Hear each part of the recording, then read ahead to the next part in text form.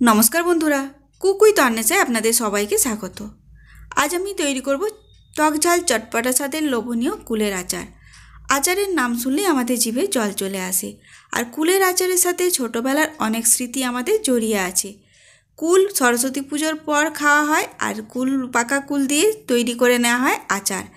এই আচারটা এইভাবে বানিয়ে নিয়ে দুপুরে ভাত খাওয়ার পর একটা প্লেটের মধ্যে কিছুটা আচার তুলে খান, দেখবেন খেতে খুব ভালো লাগবে। আচারটা তৈরি করার জন্য আমি এখানে 1 কেজি মতো কুল নিয়ে কুলটাকে ভালো করে ধুয়ে তারপরে রোদে কিছুক্ষণ শুকিয়ে নিয়েছিলাম। তারপরে বোটাটা ছাড়িয়ে সামনের দিকটা একটু ফাটিয়ে নিয়েছি। একটা মশলা বানাবো, তার জন্য এখানে গোটা জিরে, গোটা ধনে, 5 ফোড়ন আর মৌরি নিয়েছি, সাথে নিয়েছি 4টে শুকনো লঙ্কা। এই উপকরণ দিয়ে একটা মশলা বানিয়ে নিতে হবে। প্রথমে শুকনো লঙ্কাগুলো কড়াইয়ের মধ্যে দিয়ে একটু নাড়াচাড়া করে নিলাম আর ভেঙে নেব, তাহলে শুকনো লঙ্কাগুলো তাড়াতাড়ি করে ভাজা হয়ে যাবে। শুকনো লঙ্কাটা ভাজতে একটু সময় লাগে, সেই জন্য কিছুক্ষণ গরম কড়াইয়ের মধ্যে নাড়াচাড়া করে নেওয়ার পর তারপর দিয়ে দিলাম 1 চামচ এখানে গোটা জিরে, 1 চামচ গোটা ধনে, 1 চামচের থেকে একটু কম নিয়েছি 5 ফোড়ন, আর নিয়েছি 1 চামচ মৌরি।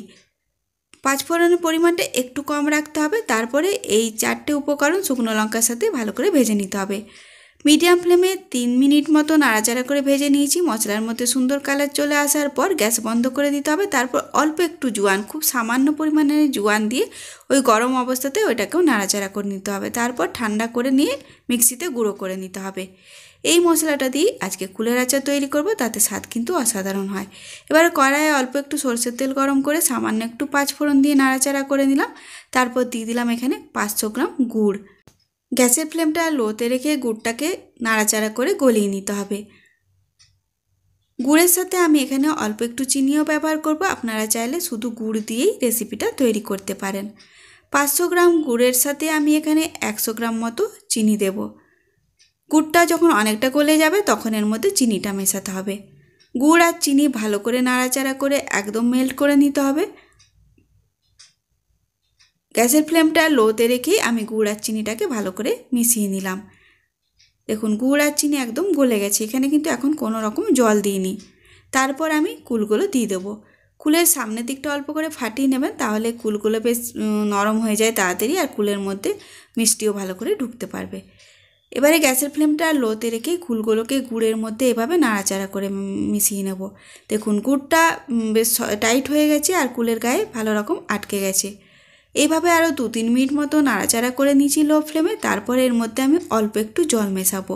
গুড়টাকেও একটু গলিয়ে নিতে হবে আর কুলগুলো সেদ্ধ করার জন্য। তবে এখানে নর্মাল জল দিলে হবে না, ভালো করে গরম করে নিয়ে সেই জলটা এখানে ব্যবহার করতে হবে।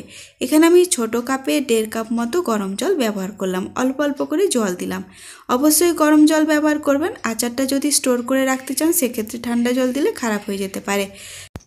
জলটা দেওয়ার পর চিনি আর গুড় যেটা কুলের গায়ে আটকে ছিল সেটা দেখুন এখানে নরম হয়ে গেছে, আর এই জলেই এখানে কুলগুলো সেদ্ধ হয়ে যাবে। পরিমাণ মতো নুন দিলাম, তারপর ভালো করে নাড়াচাড়া করে নিই। গ্যাসের ফ্লেমটা বাড়িয়ে দিতে হবে। মিডিয়াম টু হাই রেখে কুলগুলোকে ফুটতে দেবো। দেখুন এখানে বাবল তৈরি হয়েছে আর কুলগুলো এইভাবে ভালো রকম সেদ্ধ হয়ে যাবে। মাঝে মাঝে নাড়াচাড়া করে দিতে হবে। তারপর আবার গ্যাসের ফ্লেমটাকে চাইলে আপনারা এখানে একটু কমিয়ে দিয়ে কুলগুলোকে প্রায় 15 থেকে 20 মিনিট সময়ের জন্য রান্না করে নেবেন। 2-1টা কুল দেখুন এখানে ভেঙে গেছে, অবশ্যই ভেঙে গেলে খেতে ভালো লাগবে, আর যদি না ভেঙে যায় খুন্তি দিয়ে একটু ভেঙে দেবেন। কুলের কালারটা দেখুন একদম চেঞ্জ হয়ে গেছে, গুড় চিনি সব ভালো রকম কুলের গায়ে মিশে গেছে। তারপরে গ্যাস বন্ধ করার আগে আমি এর মধ্যে বানিয়ে রাখা ভাজা মশলাটা দিয়ে দেবো। মশলাটাকে একদম মিহি করে গুঁড়ো করবেন না, একটু দানা দানা রেখে গুঁড়ো করবেন। আর বেশিরভাগ মশলাটা এখানে প্রথমে দিয়ে দিলাম, তারপর বাকি মশলাটা পরে মেশাবো। গ্যাসের ফ্লেমটা লোতে করে দিয়ে এইভাবে মশলাটাকে নাড়াচাড়া করে মিশিয়ে নিলাম। তারপরে গ্যাসের ফ্লেমটা বন্ধ করে দেবো। গ্যাসটাকে বন্ধ করে দেওয়ার পর বাকি মশলাটাও এখানে মিশিয়ে নেব। এই মশলাটা দেওয়ার পর কুলের আচারটার স্বাদ কিন্তু দুর্দান্ত হয়ে যায়। অল্প একটু গার্নিশিংয়ের জন্য রেখে বাকি পুরো মশলাটাই আমি নিয়ে নিলাম। আর কুল কতটা নিচ্ছেন তার উপর মশলা কতটা লাগবে সেটা নির্ভর করবে। ব্যাস খুব সহজেই তৈরি হয়ে যায় কুলের আচার। তারপর আপনারা এটা স্টোর করে বেশ কয়েকদিন রাখতে পারেন, তবে স্টোর করে রাখা কিন্তু সম্ভব হয় না। এতটাই টেস্টি হয় যে এটা 2-4 দিনের মধ্যেই শেষ হয়ে যায়। ঠিক এইভাবেই কুলের আচারটা বানিয়ে নিন, দেখবেন ছোটোবেলার সেই মায়ের হাতের আচারকে মনে করিয়ে দেবে। বানিয়ে দেখুন, ভালো লাগবে। আর রেসিপি ভালো লাগলে লাইক শেয়ার করবেন, সাথে চ্যানেলটাকে প্লিজ সাবস্ক্রাইব করে নেবেন।